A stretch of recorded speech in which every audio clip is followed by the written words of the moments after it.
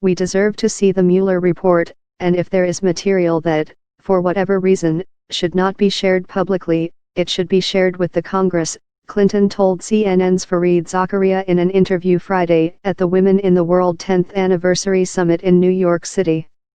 One of the things that I did as a very young lawyer was work on the impeachment staff of the House Judiciary Committee in 1974, investigating Richard Nixon, said Clinton, referring to the Watergate scandal for which President Nixon was named an unindicted co-conspirator and later impeached.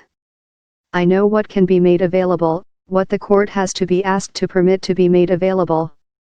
I know what the Republicans did when they were in charge of the Congress in demanding information from the Justice Department that had never been offered before, very sensitive information. It was all turned over to the Republican Congress.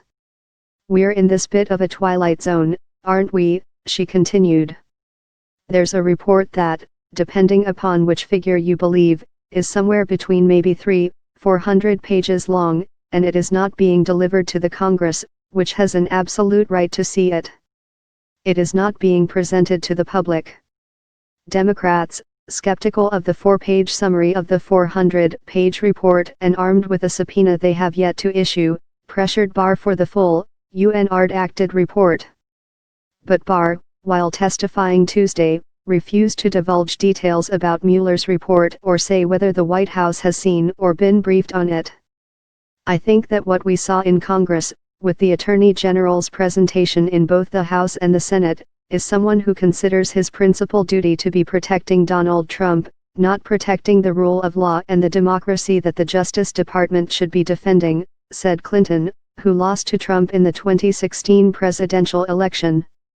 And I remember when Nixon was really upset because there was an investigation going on and he fired people who would not do his bidding until he finally ended up with somebody who would do his bidding, but it didn't save him, because the information that had been collected was made available to the Congress, to the courts and eventually to the public.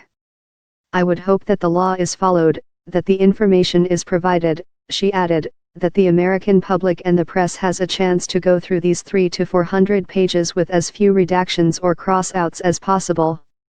While Trump and Republicans saw Barr's summary of the report as complete and total exoneration, some Democrats have held out belief there was some collusion, like Representative Adam Schiff, D. California, who has been one of the most outspoken skeptics of Barr's conclusions and maintains his stance that there is still significant evidence of collusion in the 2016 presidential election.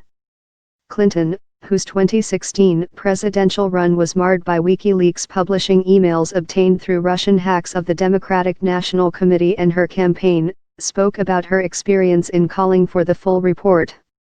As someone who has been in the eye of the storm all of these years, I think that everybody deserves their chance to tell their story, she said.